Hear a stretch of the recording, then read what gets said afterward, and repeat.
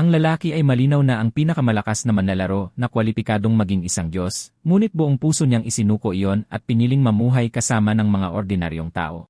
Inactivate niya ang time reversal card nang walang pag-aalinlangan. Hindi ito maintindihan ng masasamang Diyos. Kataas-taasang kapangyarihan, walang katapusang buhay, pamamahala sa sansinukob, at tinalikuran niya ang lahat ng ito dahil sa sobrang dami na niyang nawala sa daan. Ang kanyang pamilya, mga kaibigan, at kasintahan. Talaga bang nakatakdang maging malungkot ang landas patungo sa pagiging Diyos? Hindi ito ang buhay na gusto niya. At ang hindi kailanman malalaman ng masasamang Diyos ay mayroong maraming banal na nilalang na naninirahan sa loob ng katawan ng lalaking ito. 20 taon na ang nakalipas, isang laro na tinatawag na Imprisonment Day ang dumating sa Earth na nagdala ng sakuna at pagkakataon. Ang mga tao ay sa pilitang pinili ng random para sumali. Ang laro ay binubuo ng hindi mabilang na mga dungsyon na may iba't ibang patakaran at hirap. Ang pagtapos sa mga ito ay nagbibigay ng makapangyarihang card na maaaring magbago ng kapalaran, ngunit ang mga nabigo ay nagbabayad gamit ang kanilang buhay, na habang buhay na nakakulong sa loob ng laro. Ang dating libangan lamang na nilikha ng mga cosmic evil gods ay di nagtagal at nagtulak sa hindi mabilang na tao sa kabaliwan dahil sa ambisyon. Bawat isa ay naniniwalang matatalo nila ang final boss, makakuha ng rank card, at maging ang tunay na nagwagi. Ngunit sa huli, tanging ang lalaking ito ang nakaligtas. Ngunit ang ganoong pagiging Diyos ay hindi ang tunay niyang ninanais, kaya tinanggihan niya ang alok. Ang kanyang pagsuway ay nagpagalit sa masasamang Diyos na sinubukang wasakin ang planetang kanyang tinitirhan. Ngunit nagkamali sila ng kalkula dahil ang lalaki ay may hawak na card na kahit ang masasamang Diyos ay hindi makontrol. Ang time reversal card, isang alas na itinago niya para sa tamang pagkakataon. Kaya nitong i-reset ang oras, burahin ang alaala ng lahat maliban sa gumagamit, at ibalik ang mundo sa orihinal nitong estado, na nagbibigay ng isang pagkakataon na muling isulat ang kapalaran. Walang magawa ang masasamang Diyos tungkol dito. Nang ma-activate ang card, ang mismong oras ay nagsimulang umurong. Nang imulat niyang muli ang kanyang mga mata, natagpuan niya ang sarili na nakahiga sa kama ng ospital. Tiningnan niya ang sarili niyang mga kamay. Talagang nakabalik na siya. Pagkatapos ay may boses na pumasok sa kanyang pandinig. Xiaoxi, nakita mo na naman ba ang masasamang bagay na yon? Boses iyon ng kanyang ina. Tiningnan siya nito nang may pag-aalala. Huwag kang matakot. Narito si Mama. Sa kanyang nakaraang buhay, mula nang kaladkarin siya sa Imprisonment Day game, hindi na niya muling nakitang gising ang kanyang ina. Ang kanyang kamalayan ay nakulong sa laro, kaya't ang kanyang tunay na katawan ay naging isang vegetable. Ang huling pagkakataon na kinausap siya nito ng malinaw ay maraming taon na ang nakalipas. Mahigpit niya itong niyakap. Ma, miss na kita. Hindi niya alam kung bakit bigla siyang naging emosyonal at marahan siyang inalo. Sa kanyang kalooban, nag-iisip siya kung lumalaba ang kondisyon ni Xiaoxi. Ang pangalan ng lalaki ay Luo Shai, isang pasyente sa Qingshan City Psychiatric Hospital, na diagnose mula pagkabata na may malubhang dissociative identity disorder, maraming personalidad. Ang kanyang isipan ay laging puno ng iba't ibang boses, ngunit walang sinuman ang naniwala sa kanya. Kaya nakulong siya sa ospital. Inasam niya ang trabaho, ang pag-ibig, ngunit ang mga hiling na iyon ay tila walang kabuluhan. Lahat ng iba ay maaaring mamuhay ng normal na araw-araw habang siya ay hindi, ngunit wala na siyang gaanong oras na natitira. 34 na minuto na lang ang natitira bago ang pagbaba. Ang Imprisonment Day ay sa pilitang hihilahin ang kamalayan ng manlalaro papasok sa laro. Kung mabigo, hindi na sila makakabalik sa realidad. Ang mga baguhan ay palaging inihahagis sa A-rank beginner dungsyon, kaya kailangan niyang isulat ang bawat paraan ng pagtapos na kanyang naalala. Plano niyang tapusin ito sa loob ng 10 minuto. Kailangan niyang isulat ito ng sapat na simple para maintindihan ng kanyang ina para siya ay makaligtas. At kailangan niya ng 2 kopya, isa rin para kay King Zai. Sinabihan siya ng kanyang ina na huwag masyadong magsulat. Sabi ng doktor kailangan niyang magpahinga. May sakit siya mula pagkabata. Gusto siyang iwanan ng kanyang ama, ngunit iginiit ng kanyang ina na ipagamot siya. Matapos maubos ang lahat ng kanilang ipon, iniwan pa rin ng kanyang ama ang pamilya. Pinalaki siya ng kanyang ina ng mag-isa, madalas siyang tinuturuang magbasa pagkatapos ng mahahaba at nakakapagod na araw. Nang mawala na ang lahat ay sa kanya lang napagtanto na dati pala niyang pag-aari ang lahat ng mahalaga. Kaya sa pagkakataong ito, titipunin niya ang bawat rank card na may isang layunin, ang iligtas ang mundong ito at patayin ang masasamang Diyos na yon. Sakto namang pumasok si King Zai dala ang isang kahon ng prutas na sumisigaw, Shizai, dumalaw ulit ako sayo. Nagdala ako ng paborito mong dalandan. Si Suking ang kaisa-isang kaibigan ni Luo Shai. Noong bata pa si Luo Shai, madalas siyang binubuli at laging nandyan si Suking para protektahan siya. Ganoon sila naging magkaibigan. Sa kanyang nakaraang buhay, namatay si Suking sa isang dungjon habang tinutulungan siyang tapusin ito. Sa buhay na ito, hinding-hindi hahayaan ni Luo Shi na mangyari ulit ang trahedyang iyon. Mabilis na napansin ni Suking na may kakaiba at nagtanong, nagsusulat ka ba? Isang nobela. Mahilig ako sa mga nobela. Pabasa ako. Sumagot si Luoshi na ito ay isang game manual. Nagtatakang sinabi ni Suking, pero di ba pinagbawalan ka ng doktor na maglaro? Walang magawa si Luo kundi sabihin ito ay isang laro na kailangan niyang laruin. Sa pag-akalang matalino siya, nahulaan ni Suking, gets ko na. Isang triple A masterpiece na kailangan mong laruin kahit papigilan ka ng buong mundo. Tama, parang ganoon na nga, sabi ni Luoshi, sabay abot sa kanya ng 2 notebook. Malapit nang matapos ito. Basahin mo itong mabuti. Pagkatapos, puntahan mo ang nanay ko at ipabasa sa kanya ang kopyang ito. Pinaalalahanan niya si Suking na basahin ito ng seryoso. Ano man ang matandaan niya ay maaaring makapagligtas sa kanyang buhay mamaya. Nararamdaman pa rin ni Suking na kakaiba ang kilos ni Luoshi ngayon, pero pumayag pa rin siya para protektahan ang mga taong mahalaga sa kanya at talunin ang masasamang Diyos. Kailangang maging pinakamalakas na manlalaro muli si Luoshi, tapusin ang bawat dungeon, at kolektahin ang lahat ng 15 rank card na nakatago sa mundo ng laro. Sa Imprisonment Day, ang pagtapos sa mga dungeon at pagpatay sa mga halimaw ay nagbibigay sa mga manlalaro ng mga card mula E-rank hanggang S-rank. Item cards, special cards, weapon cards, stack cards, lahat ay kayang magbigay ng makapangyarihang kakayahan. Ngunit mayroon lamang 15 rank cards sa kabuuan, bawat isa ay natatangi at may espesyal na kapangyarihan na kahit ang masasamang Diyos ay hindi lubos na makontrol, tulad ng time reversal card. Ang mga card na ito ang nakatakdang pagkakataon ni Luoshi. Sa pamamagitan lamang ng pagkolekta sa mga ito siya magkakaroon ng pagkakataong labanan ang masasamang Diyos. 1 minuto na lang ang natitira bago bumaba ang Imprisonment Day, huli niyang tiningnan ang litrato. Nang dumating ang oras, umalinggaw ang mensahe ng system, congratulations. Napili ka bilang isang first batch player ng Imprisonment Day.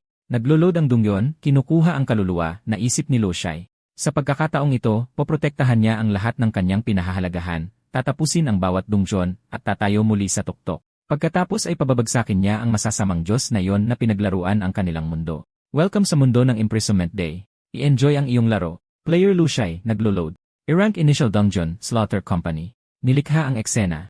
Kumpleto na ang paglipat ng kaluluwa. Binubura ang mga tunay na alaala ng manlalaro.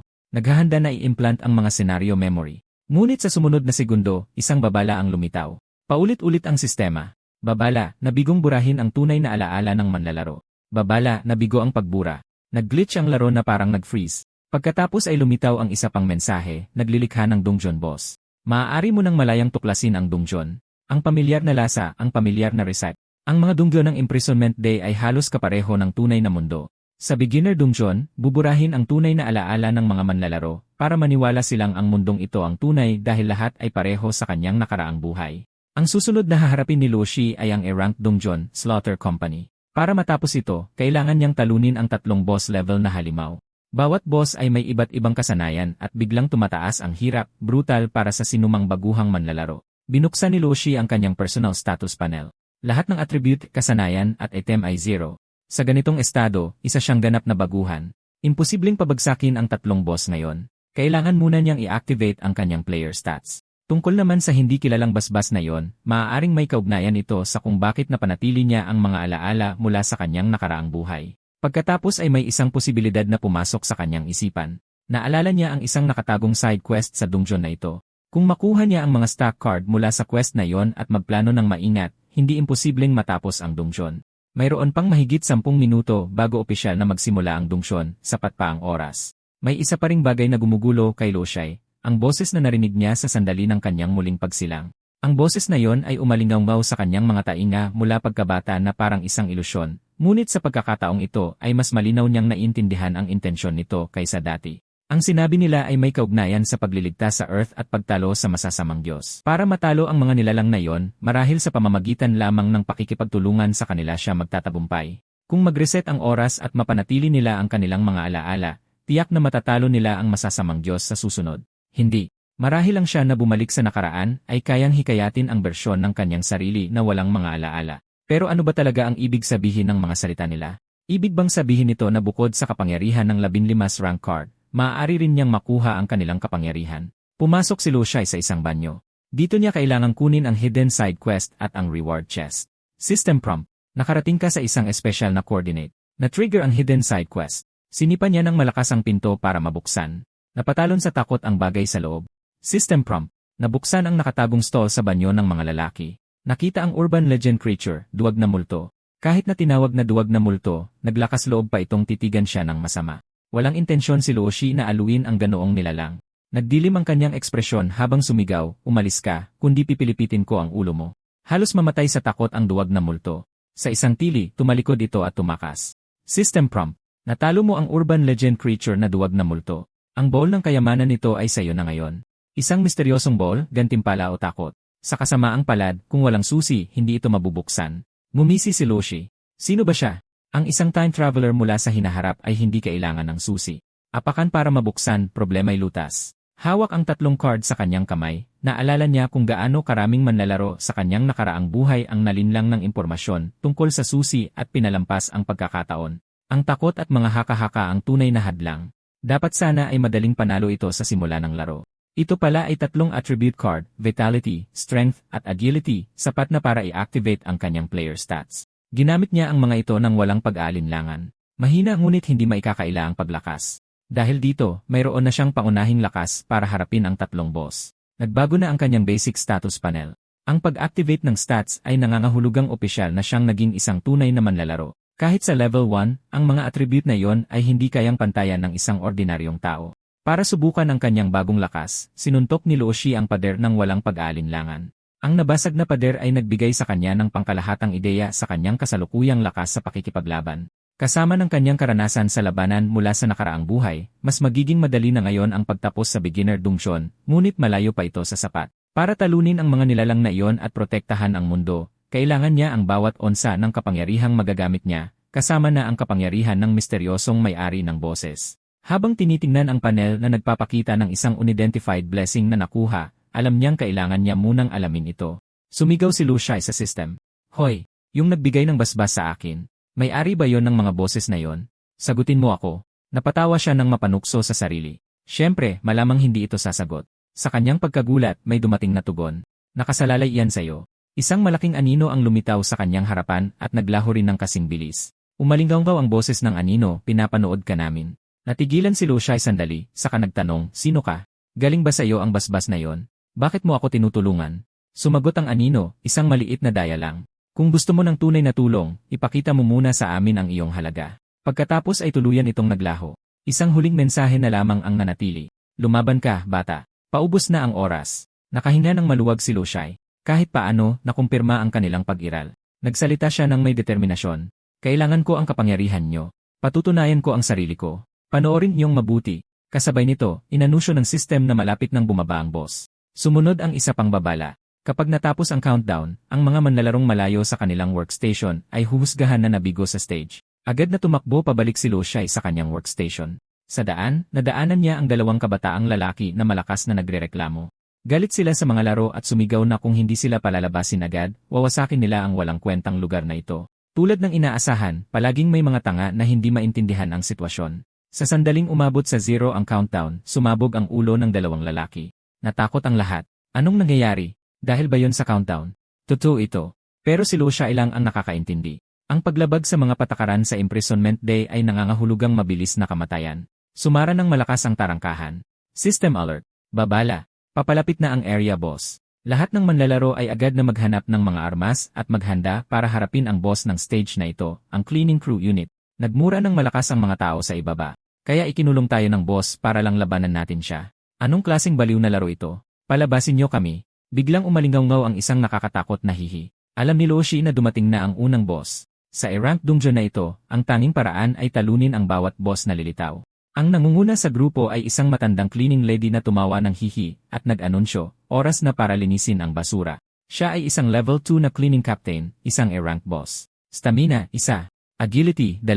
Strength, 4. Skill, bonus, +2. Mga armas, rank na bakal na walis at matalim na dustan. Skill, Cleaning Specialization 2.1, Strength +1 kapag gumagamit ng mga armas na uri ng walis o dustan. Ang iba ay mga E-rank na halimaw, mga cleaning worker. Lahat ng 3 base stats ay isa, armado ng E-rank na bakal na walis at walang mga skill. Biglang, isang mayabang na boses ang umalingaw sa silid, nanunuya na ang mga E-rank na halimaw ay hindi man lang maituturing na mga halimaw. Ang nagsasalita ay isang maskuladong lalaki. Ipinakita ang kanyang mga braso, sumigaw siya, dahil laro lang ito, ilang suntok lang ba ang kaya ng isang payatot na boss na tulad niyan sa akin? Huwag kayong matakot, lahat. Kapag natapos ko na sila, ilalabas ko kayong lahat dito. Nakita kung gaano siya kawalang alam, magiliw na nagbabala si Luoshi, huwag kang pumunta. Hindi pwedeng husgahan ang mga bagay na yan gamit ang karaniwang pag-isip. Huwag kang padalos-dalos. Alam na alam niya. Kahit na i-rank lang sila, basta't ang kanilang stats ay higit sa 0, walang tsansa ang mga normal na tao. Ang subukang talunin ang isang boss na may totoong stats gamit lang ang purong lakas ay isang purong pantasya. Pero hindi lang binaliwala ng maskuladong lalaki ang kanyang babala, ininsulto pa siya nito. Tumahimik ka. Ikaw ang huling pumasok. Kung hindi ka sinuwerte, pumutok na sana ang ulo mo. Bakit kailangan mo pa akong bigyan ng payo? Napatahimik si Loshi at naisip na lang, hindi mo talaga mapapakiusapan ang isang taong naghahanap ng kamatayan. Samantala, kumbinsido ang maskuladong lalaki na naintindihan na niya ang lahat. Naisip niya, naglaro na ako ng maraming laro. Ang nakalock na ranking board na yon ay malinaw na nakadepende sa kung gaano karaming halimaw ang mapapatay mo. Kung ako ang unang kikilos, makukuha ko ang unang pwesto. Ang isang high-risk na laro na pilit na hinihila ang mga tao ay dapat magbigay ng napakalaking gantimpala, pangangatwiran niya. Kung malalampasan ko ito, baka bumalik ako sa totoong mundo bilang isang bilyonaryo at diretsyo sa tuktok ng buhay. Hindi naman ganap na mali ang kanyang lohika, pero halos sigurado si Loshi na hindi na makikita ng lalaki ang araw na yon. Sumugod ang maskuladong lalaki sa matandang cleaning lady, iwinasiwas ang kamao at sumigaw, maging bahagi ka ng aking kayamanan. Tinuruan siya ng matanda ng isang malupit na leksyon. Ang kanyang buhay ang naging bayad. Natulala ang lahat, hindi maproseso ang nangyari. Hindi sila binigyan ng cleaning crew ng oras para mag-react. Sumugod sila sa karamihan, tumatawa ng nakakatakot. Oras na ng paglilinis. Ang mga tao ay tumakbo na lang para iligtas ang kanilang buhay, sumisigaw, hindi. Huwag niyo akong patayin. Huwag kayong lumapit. Ayokong mamatay. Mga halimaw sila kung tutuusin. Walang kwenta sa kanila ang pagmamakaawa. Ang alam lang nila ay pumatay. Ang basura ay basura. Kailangan nating linisin ang bawat piraso. Kung mayroon mang Employee of the Year Award, siguradong mananalo sila. Ang mga taong hinahabol ay wala ng oras para magreklamo. Sumigaw na lang sila, ano ba tong lugar na to? Palabasin niyo kami. Tulungan niyo kami. Habang pinapanood ang kaguluhan, alam ni Loshi na oras na para kumilos. Sumugod siya. Malamig na sinabi ni Loshi, ako ang kalaban mo. Sa sandaling nagsalita siya, sinuntok niya ang halimaw na cleaner sa mukha at pinalipad ito. Sa mundong ito, may isang paraan lang para malampasan ang dungsyon, lumaban at patayin ang boss. Kung gusto mong lumakas, makakuha ng S-rank cards, at kalaunan ay talunin ang masasamang Diyos. Ang pagpatay sa mga mababang ranggo na boss na ito ay isang kinakailangang hakbang. Nagulat na naman ang karamihan dahil mayroon talagang umaatake sa mga halimaw. Sino yang malakas na yan? Isang tama lang yung maskuladong lalaki kanina. Teka, mukhang kaya pag gumalaw ng halimaw na yan. Bumulong mula sa sahig ang cleaner na sinuntok niya, linisin ang basura. Hindi nag-atubili si Loshi. Lumapit siya at nagpakawala ng isa pang pangwakas na suntok, huminto lang nang magsimulang maglaho ang katawan ng nilalang. Alam niyang malinaw, lilitaw lang ang system reward kapag tuluyan ng patay ang isang halimaw. Kaya kung walang gantimpalang lumitaw, kailangan mo itong tapusin. Walang pag-aalinlangan. Sa pagkakataong ito, nakakuha siya ng bakal na walis at isang strength card. Tinitigan siya ng mga manlalaro nang hindi makapaniwala. Nagawa niya talaga. Napatay niya talaga ang ganoong klaseng halimaw. Sino ba siya? Bakit mas malakas siya kaysa doon sa maskuladong lalaki? Tiningnan ni Loshi ang pulang card sa kanyang kamay. Ang mga mababang ranggo na halimaw ay nagbibigay ng strength, agility, o vitality cards.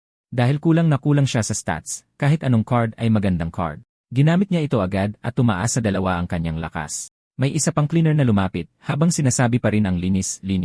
Hinigpitan ni Loshi ang hawak sa walis, puno ng kumpiyansa. Sa imprisonment day, kapag nagising na ang isang manlalaro, sapat na ang isang puntos na pagkakaiba sa stat para mangibabaw. Kaya sa kabila ng agresibong pagsugod ng halimaw, hindi na ito kalaban para sa kanya. Sa isang malakas na hampas, pinatumba niya ito, at nakakuha ng isa pang strength card, na nagpataas ng kanyang kabuang lakas sa level 3. Biglang may malamig na bumalot sa kanyang likuran. Walang pag-aalinlangan, iwinasiwas niya ang walis sa likuran niya, hinati sa 2 ang umaataking cleaner. Ngumisi si Loshi nang walang pakialam. Hindi gumagana sa kanya ang mga patagong atake. Sa pagkakataong ito, nakatanggap siya ng isang agility card. Mabuti. Ang agility ay isa ring mahalagang attribute. 3 cleaner na lang ang natira, lahat ay masamang nakatitig sa kanya. Basura, kinamumuhi ang basura. Sa imprisonment day, mayroong agro. Kung sino man ang unang makapatay ng mas maraming halimaw ay otomatikong magiging target na magpapahirap sa mga susunod na laban. Ang eksklusibong skill ng cleaning captain, ang cleaning mastery, ay nagbigay sa kanya ng +2 strength. Base sa karanasan ni Loshi sa nakaraang buhay, kahangalan ang labanan silang lahat ng sabay-sabay.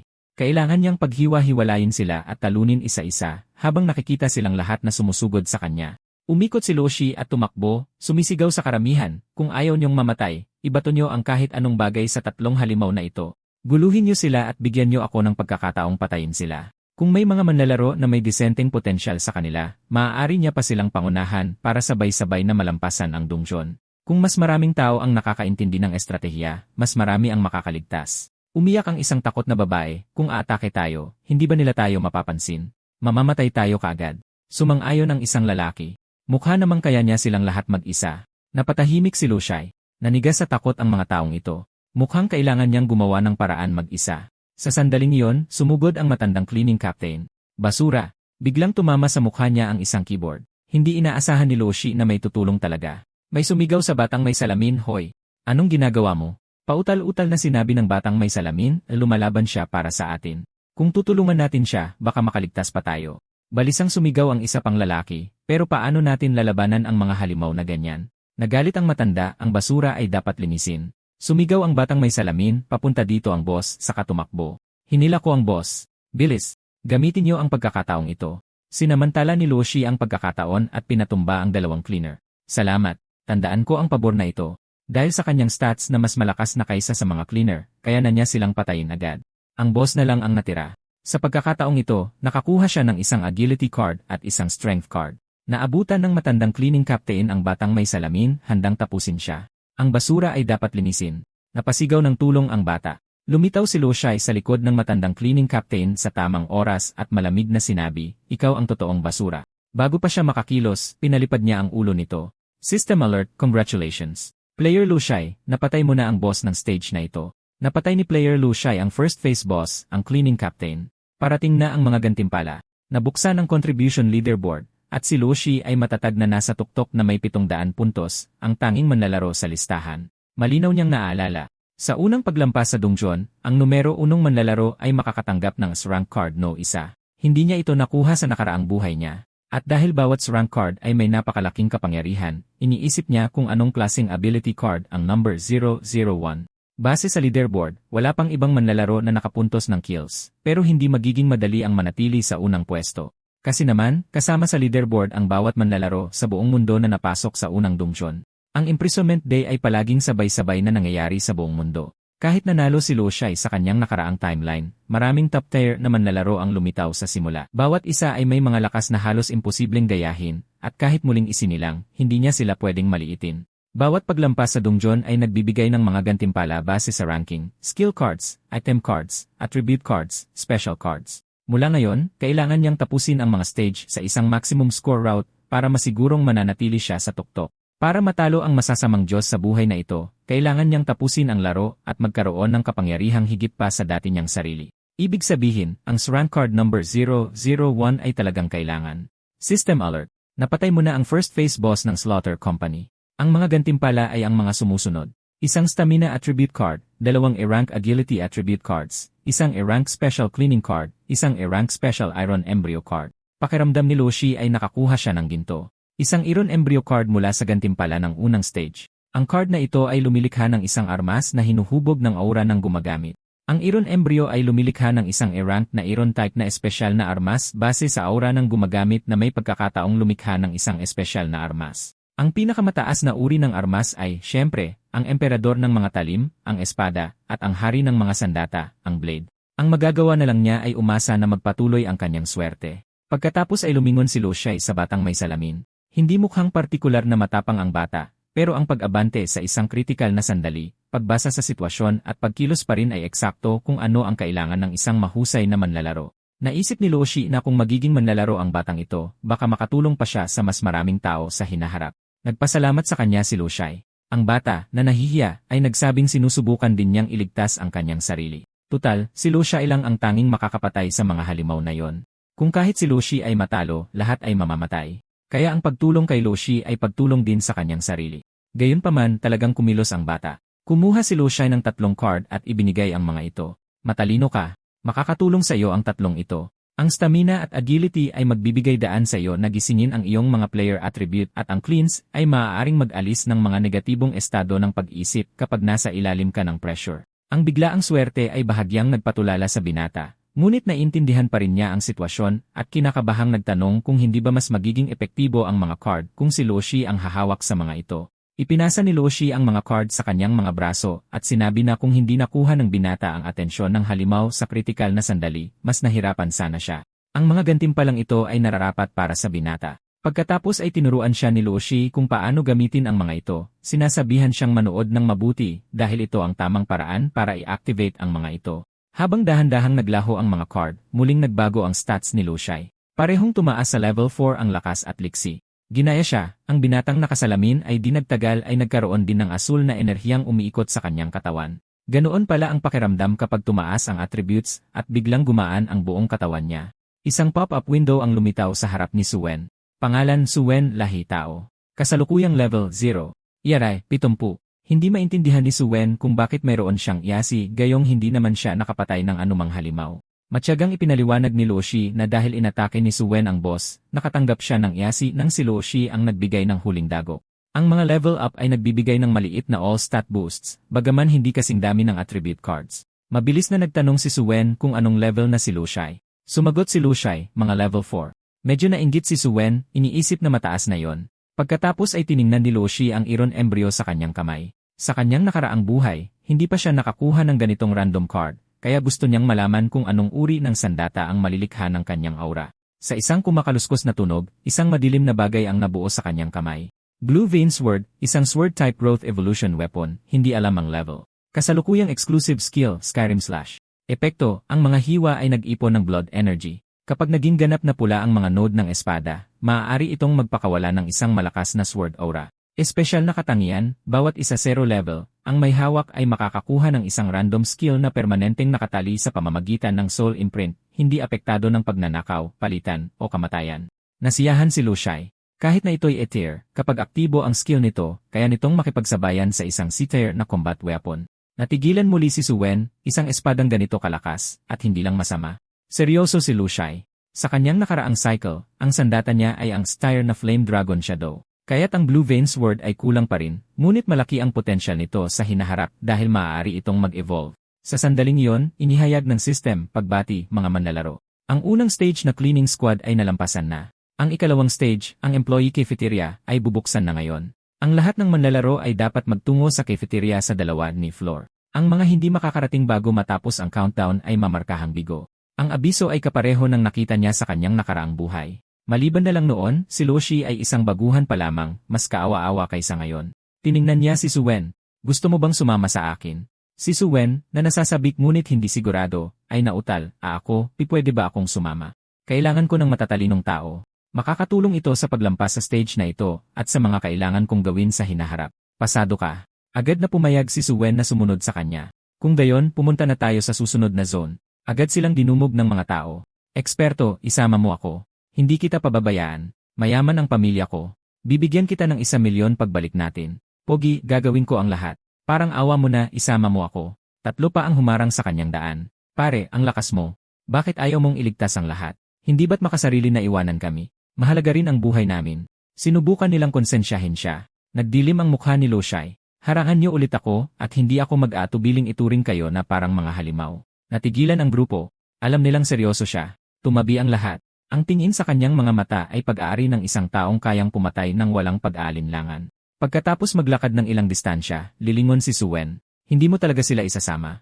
Kalmado siyang sumagot, pinatay ko ang boss na nagligtas na sa buhay nila, pero wala silang lakas ng loob na lumaban. Ang pagsama sa kanila ay hihila lang sa akin pababa. Wala ako rito para iligtas ang lahat. Gusto ko lang iligtas ang mga taong mahal ko. Sa takot na mawala ang kakapitan, nanumpa si Suen, naiintindihan ko. Gagawin ko ang lahat at hinding-hindi kita pababagalin. Pinaalalahanan siya ni Luoshi. Ang susunod na boss ay isang chef. Magkakaroon ng mental corruption. Kung hindi mo makayanan, gamitin mo ang cleaning card. Kumindat si Suen. Mental corruption. Isa ba yung monster buff? Tumulog ang mensahe ng system. Nakarating na kayo sa employee cafeteria. Mangyaring umupo at maghanda para sa ikalawang hamon. Si Suen, na walang kamuwang-muwang pa rin, ay bumulong, ang bango, mukhang walang boss dito. Isang lalaking may hawak na kutsilyo ang tahimik na lumitaw sa tabi niya. 1 minuto na lang, halos mapatalon si Suen sa gulat. Hindi niya nakita kung kailan dumating ang lalaki. Nanatiling hindi natitinag si Luoshi. Siya ang tagabitay para sa mga huling darating. Sa wakas ay naikonekta ito ni Suen sa naunang parusang pasabog ng ulo. Umupo si Luoshi sa kung saang upuan, ngunit nagtataka pa ring sinabi ni Suen, mula sa opisina sa 1 floor hanggang sa cafeteria ay hindi naman kalayuan. Paano mahuhuli ang sinuman? Ipinaliwanag ni Lushai, kung makakagawa agad ng tamang desisyon ang mga tao, ayos lang sila, ngunit masyadong nag-isip ang mga tao. Nagsasayang sila ng oras sa mga walang kwentang bagay at pinipili lamang ang nag-iisang tamang opsyon, kapag huli na ang lahat at takot silang harapin ito. Gaya ng kanyang hula, sa wakas ay nagsimulang tumakbo ang lahat patungo sa cafeteria habang nagrereklamo. Ang tanga ko. Bakit ako tumayo lang sa itaas at nagde-debate kung tatakbo ba o hindi? Tumahimik ka at kumilos na. Kung hindi tayo makakapasok, sasabog ang ating mga ulo. Huli na ang lahat. Dapat bumaba na tayo agad. Lintik. 10 segundo na lang ang natitira sa timer. Halos hindi sila nakatawid sa pasukan ng cafeteria. Nagawa natin. Bilisan mo. Humanap ka ng upuan. Umabot sa 0 ang countdown. Noon din, isang malas na lalaki ang sumuray-suray papunta sa pintuan, hingal na hingal. Salamat sa Diyos, nakarating ako. Basta't hindi ako nasa labas, ligtas ako. Papasok na lang ako at upo. Sa sumunod na segundo, isang kutsilyo ang tumama sa kanya. Tapos na ang oras. Labas ka na. Walang inaasahan na ganoon kalupit ang isang tao. Siya ang boss ng stage na ito. Bakit ang bilis niyang lumitaw ngayon? Masyado tayong nag-atubili sa itaas. Kung mas maaga tayong bumaba, hindi sana ito nangyari. Pagkatapos ay isang chef ang nagtulak ng isang kariton na may malaking lalagyan ng pagkain. Kain. Kain. Nang makita ni Suen kung ano ang nakasalansan sa mga plato, lubos siyang natigilan. Ano ba yung berdeng putik na yan? Teka. Iyan ang parehong uri ng mga halimaw na nakita natin sa opisina kanina. Bumaliktad ang kanyang sikmura. Na-activate ang special scene effect. Lahat ng manlalaro na direktang titingin sa kanilang pagkain ay makakatanggap ng mental corruption buff.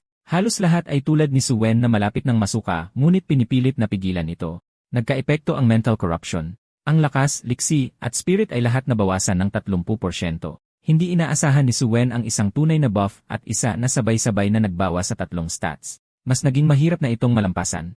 Ngunit alam ni Lushi na hindi doon natatapos ang hirap. Naipamahagi na ang mga pagkain ng manlalaro. Walang pinapayagang pag-aaksaya.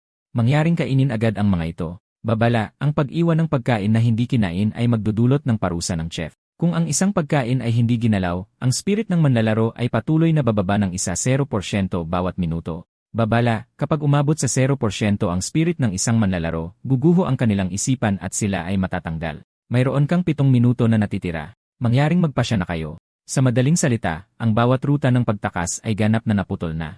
Napangiwi si Suen, kung ang pag-aaksaya ng pagkain ay nangangahulugang kamatayan at ang hindi pagkain ay nangangahulugang kamatayan din, hindi ba't ibig sabihin ay maaari lang natin itong kainin? Ngunit paano kakainin iyon ng sinuman? Binuo na niya ang lahat ng mental na paghahanda na kaya niya, ngunit tumatanggi pa rin ang kanyang katawan. Ang ikalawang stage ay mas nakakatakot kaysa sa una. Tinamaan nito mismo ang psikolohikal na kahinaan ng mga tao. Naramdaman niyang malapit na siyang maalis, ngunit nanatiling perpektong kalmado si Lushai. Ang ikalawang stage ay talagang mas mahirap at mas nakakadiri, ngunit alam niyang may isa pang paraan para malampasan ito.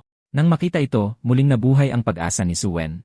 Sa sitwasyong ito, may paraan ka pa rin? Agad siyang umayos ng upo. Kung may kailangan ka sa akin, sabihin mo lang. Mananatili akong handa. Sumagot si Lushai. Kung bumaba ang iyong spirit sa puntong kaya mo pa itong tiisin, gamitin ang cleaning card para alisin ang buff at manatiling may malay. Kapag kailangan kita, tatawagin kita. Patuloy ang mental corruption. Bumababa ang spirit ng manlalaro. Kasalukuyang spirit, 70%. Global mental collapse countdown, 6 na minuto 59 na segundo. Ang iba ay nagpahayag ng parehong takot na naramdaman ni Suen. Ang pagtingin lang sa mga bagay na ito ay nauubos na ako. Kung hindi tayo kakain sa loob ng 7 minuto, mababaliw tayo. Kailangan ba talaga nating kainin ito? Dahil nabawasan ang ating stats ng mental corruption buff, ang pakikipaglaban sa 4 na halimaw na chef ay halos imposible. Kaya ang normal na paraan para malampasan ang stage 2 ay kainin ang pagkain, hayaang magluwag ng depensa ang mga chef, at sabay-sabay silang tambangan ng lahat, isang paraan ng group clear. Ngunit ang paraang iyon ay nagbigay lamang ng mga pangunahing puntos at gantimpala, hindi ang gusto ni Lushai. Ang manlalarong si Lushi ay nakatanggap ng hindi kilalang biyaya, immune sa mental corruption. Spirit ni player Lushai, 100%. Tinitigan ni Lushi ang kanyang palad nang hindi makapaniwala. Ito ba ang munting sorpresa na binanggit niya? Kaya ito ang kanilang biyaya. Hindi na siya apektado ng mental interference. Perpekto.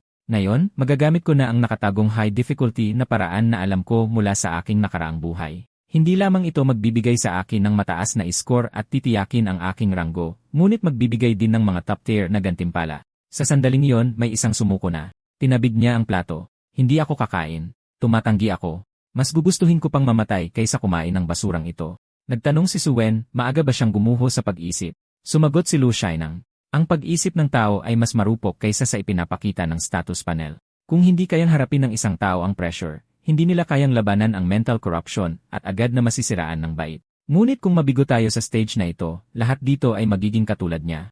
Malinaw na nabaliw na ang lalaki. Inapakan niya ang nahulog na plato, tumatawa ng malakas. Hindi kakain. Bang! Malakas na tinamaan ang kanyang ulo. Isa sa mga chef ang umatak. Hindi kakain. Kung gayon, mamatay ka na.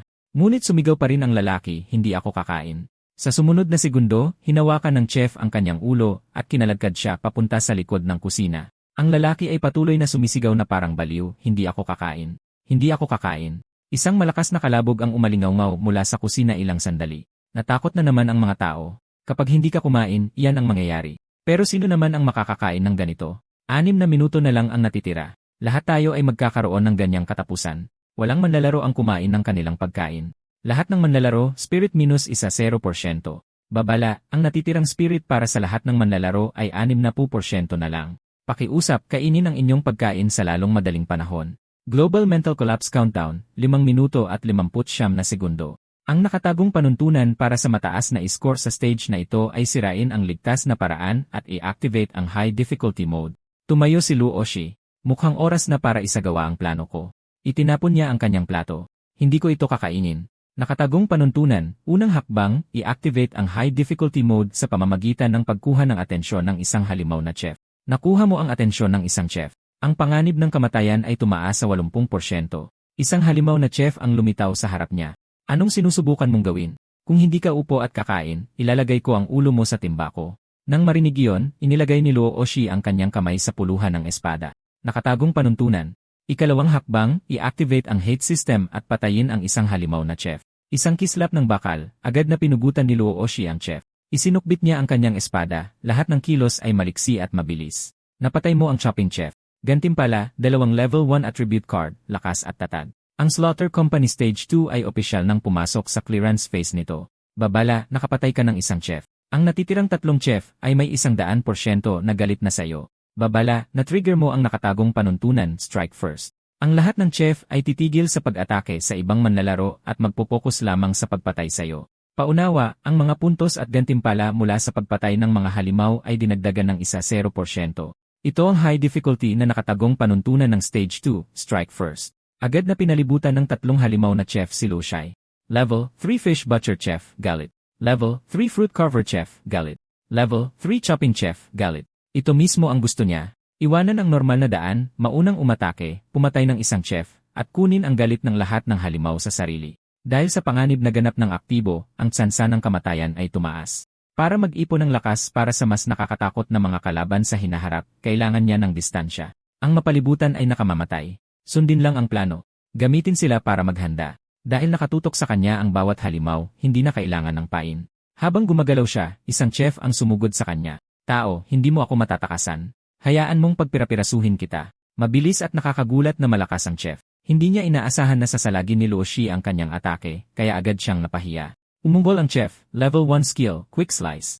Sa isang iglap, nagpalitan ang dalawa ng higit sa 10 atake. Mabuti. Ayon sa plano, matagumpay siyang napain ni Lu Shai. Para talunin ang boss ng stage, kulang pa rin siya sa bentahe. Kailangan niya ng maliliit na halimaw para i-activate ang Blue Vein Sword skill. Hindi mapakali ang chef. Hindi sukat akalain na makakasabay si Lu Shai sa bilis niya. Siya ang pinakamabilis sa lahat ng chef. Umisi ang chef, ano ngayon kung makasabay ka? Talo ka na. Habang pinipigilan ka ng aking talim, paano mo haharapin ang nasa likod mo? Pinihit ni Luo Oshi ang kanyang pulso, tinabig ang talim ng chef, isang bagay na hindi inaasahan ng chef. Mayroon lamang isang paliwanag. Ang lakas ni Luo Oshi ay higit na lumampas sa kanya, kahit na magkapantay lang sila kanina. Sa sandaling yon, na-activate ang Blue Vein Sword exclusive skill na Skyren Slash. Magalang na tumango si Luo. Salamat. Ang kanyang atake ay ganap ng nakacharge. Naintindihan niya ang nangyayari at nagpanik. Umatras. May natitira pa siyang lakas. Ginagamit niya ang talim ko para mag-charge ng isang skill. Takbo. Nahulog tayo sa kanyang patibong. Ngumisi si Lu Shai, ngayon lang naisipang tumakbo. Hindi ba't huli na ang lahat? Sumambulat ang Skyren Slash, hinati sa dalawa ang 3 chef. Kahit siya ay hindi inaasahan na ganoon kalakas ang atake. Bukod pa rito, anumang kapintasan na nakikita ng mata ay karaniwang isang patibong na inihanda para sa iyo. Mas kinakabahan pa si Swen kaysa sa kanya, pero sa kabutihang palad, nanalo si Lu Shai. Noon niya lang napagtanto na pinlano na ni Luo Shi ang lahat mula sa simula. Babala, matagumpay na na-activate ng isang manlalaro ang nakatagong panuntunan na first strike. Ang boss head chef ay lubos ng nagalit. Rage plus 100%. Lahat ng attributes plus 1. Ano? Kaya ng boss na itaas ang attributes niya. Nakatagong mga panuntunan. Sakto noon, nagsimulang yumanig ang lupa kasabay ng malalakas na yabag. Nagpanik ang mga tao. Isang lindol, parating na ba ang boss? Tingnan niyo ang babala. Lumalakas siya. Kung hindi siya matatalo ng lalaking iyon, patay tayong lahat. Hindi nakaramdam ng takot si Luo Shi. Alam niyang ito ang huling hakbang ng nakatagong panuntunan, piliting lumabas ang boss habang pinapataas ang hirap, pero pinalalakas din ang mga gantimpala at puntos. System, na-trigger mo ang lahat ng kondisyon ng first strike. Tumaas ang hirap ng boss. Ang mga gantimpala at puntos na makukuha sa boss ay tumaas ng 30%. Kailangang kunin sila ni Lu Shai. Sa pamamagitan lamang ng pagkakaroon ng mas mataas na gantimpala at puntos niya makakamit ang layunin sa buhay na ito. Sa wakas ay lumitaw ang boss head chef. Sino ang pumatay sa aking mga pinakamamahal na chef? Head chef, plus tire boss, Li.5, kasalukuyang estado. Rage mode, lahat ng attributes plus 1. Base stats, stamina, Li.6. Lakas, Li.8. Boosted. Agility, Li.3. Skill, bone split crush, lakas plus 2. Nanginig si Swen, ganoong klase ng halimaw. Lu Shai, mananalo ka ba talaga? Walang pag-aalinlangang itinaas ni Luo Shi ang kanyang kamay. Gagamitin niya ang lahat ng attribute card na mayroon siya. Para patayin ang isang boss na pinalakas ng mga nakatagong panuntunan, hindi siya maaaring magpigil. 4 na i-rank attribute card ang nagpataas sa lahat ng stats ni Luo Shi sa level 5. Hindi sakulang siya sa mga card. Ang limitasyon ay ang i-rank card ay maaari lang magpataas ng stat hanggang level 5. Mayroon pa siyang 2 level 1 agility card, ngunit wala na itong silbi sa kanya ngayon. Inihagis niya ang mga card kay Suen at sinabihan siyang gamitin agad. Nag-level up na naman si Suen. Kumalat ang inggit sa karamihan. Lintik. Kung alam ko lang na mamimigay ng attribute card, kumilos na sana ako kanina pa. Ano ba ang ginagawa ng mga card na yon? Pinapataas ba nila ang tsansa na mabuhay? Nang makitang walang sumasagot, muling umungol ng galit ang head chef. Magtatanong ako ulit, sino ang pumatay sa aking mga kaibig-ibig na tauhan? Tinakpan ng mga tao ang kanilang mga tainga sa takot. Anong klaseng halimaw? Yung ungol pa lang, hindi ka na makakalaban. Paano matatalo ng sinuman ang ganyan? Si Suen naman ay nanatiling hindi apektado dahil nagising na ang kanyang mga attribute. Hindi na siya napipinsala ng ungol. Sagutin niyo ako o pupugutan ko kayong lahat. Nagtakbuhan sa takot ang mga tao. Sa sumunod na saglit, lumitaw si Luo Shi sa harap ng head chef at sinalag ang malaking kutsilyo. Hindi inaasahan ng chef na may sasalag nito ng harapan. Malamig na sinabi ni Lu Shai, ako ang pumatay sa kanila. Bumuga ng mainit na hininga ang head chef. Ang maliit mong katawan ang magbabayad. Itatago ko ang ulo mo at hahayaan kang panoorin habang kinakatay ko ang lahat ng kauri mo. Nanatiling walang pakialam si Lu Shai. Bago yan mangyari, pupugutin ko muna ang ulo mo. Ang pangungusap na iyon ay lubos na ikinagalit ng head chef. Kung gayon, subukan mo. Kung may kakayahan ka, munting tirang pagkain. Sa sumunod na segundo, tumalsik si Lu Shai. May sumigaw na boss. Hindi niya inaasahan na may isang may lakas na 8 na kayang daigin kahit si Lu Shai. Tumama si Lu Shai sa pader ng malakas sapat para mabasag ito, ngunit sumenyas na ayos lang siya. Boss, matagal ko nang hindi naririnig yan. Sa nakaraang buhay niya, habang tinatapos ang imprisonment day, mayroon siyang isang team na tumatawa, tinatawag siyang boss araw-araw. Ngunit sa mahabang paglalakbay na yon, lahat sila ay namatay. Siya lang ang nakaligtas. Bakit ako lang ang natirang buhay? Napadpad siya sa mga alaala. Muling bumagsak ang talim ng head chef. Munting tirang pagkain. Pagpipira-pirasuhin kita. Idinulas ni Lu Shi ang kanyang hinlalaki sa may asul na patterned sword. Noon, hindi ko maintindihan pero kalaunan naintindihan ko rin. Bumagsak ang kutsilyo. Sumabog ang lupa. Hindi na nagpigil si Lu Shai. Gumapang ang pulang kidlat sa blue pattern sword habang siya ay gumaganti. Mula sa pananaw ng chef, biglang lumaki ang anyo ni Lu Shai. Ngayon lang napagtanto na nagpapanggap lang siyang mahina. Pero huli na ang lahat. Napakawalan na ang atake ng espada, ang kanyang signature na pamatay na galaw. Ang dahilan kung bakit ako nakaligtas noon ay dahil hindi ako nag-atubili at palagi akong nag-isip ng mas malalim dahil gusto kong manalo higit kaninuman. Isinukbit niya ang kanyang espada, ngunit pagkatapos manalo, napagtanto kong hindi lang pala manalo ang gusto ko. Gusto kong manalo para maprotektahan ko silang lahat, protektahan ang totoong buhay, protektahan ang isang normal na mundo. Mensahe ng system. Napatay mo ang boss head chef ng Slaughter Company Stage 2. Ibinibigay na ang mga gantimpala. Nakatagong panuntunan na strike first ay na-activate. Ang iyong mga gantimpala ay dinagdagan ng 30%. Bukod sa 3 basic attribute card, nakakuha siya ng 2 level 1 strength card. Bawat isa ay nagpapataas ng lakas ng isang level sa ilalim ng level 1-0. Eksakto kung ano ang kailangan niya ngayon. Mayroon pang isang espesyal na card na maaaring ibalik ang tunay na alaala ng isang tao. At may karagdagang espesyal na gantimpala, Chef Surprise Bar, activatable, random na nagpapataas ng isang attribute ng 3 sa loob ng 10 minuto. Kung hindi na-trigger ang nakatagong panuntunan, ang gantimpala ay ang memory card lang sana. Ang dalawang bonus na ito ay dagdag. Tataas din ang mga puntos ng kontribusyon ng manlalaro. Binuksan ko ang ranking ng kontribusyon. Bagaman, nangingibabaw pa rin ako sa unang pwesto, 3 bagong pangalan ang lumitaw. Gaya ng inaasahan ko, tulad sa nakaraang buhay ko, nakapasok pa rin sila sa listahan. Mas mababa ang kanilang mga puntos kaysa sa akin, ngunit sila ay mga henyo, mga magiging haligi ng sangkatauhan sa paglaban sa imprisonment day.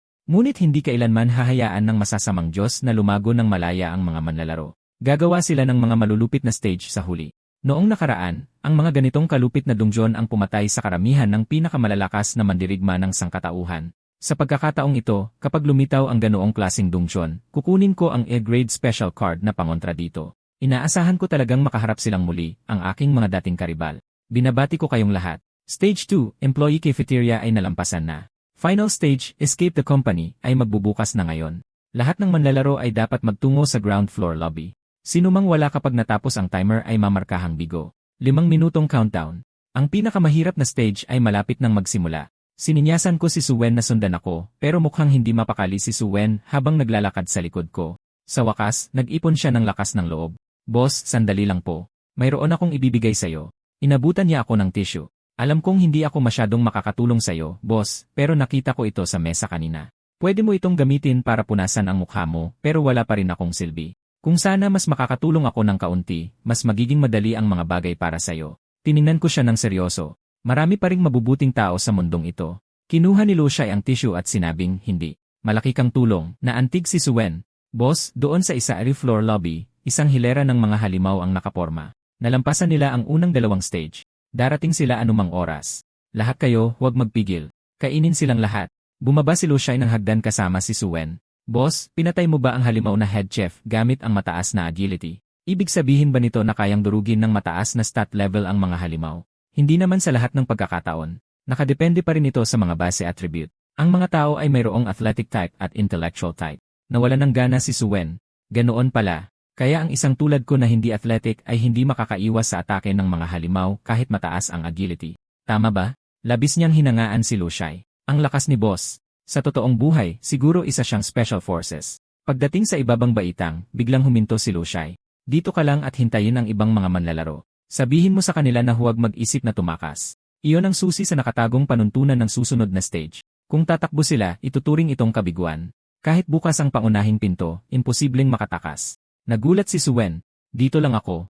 E paano ka, boss? Lilinisan ko ang susunod na batch ng mga halimaw. Masyado silang mapanganib para sa'yo. Biglang sumaludo ng perpekto si Suen. Boss, sisiguraduhin kong malalaman ng lahat ang nakatagong panuntunan. Sa loob-loob niya, labis siyang humanga. Ang astig at ang bait ni boss. Nag-aalala pa siya sa isang walang silbing tulad ko.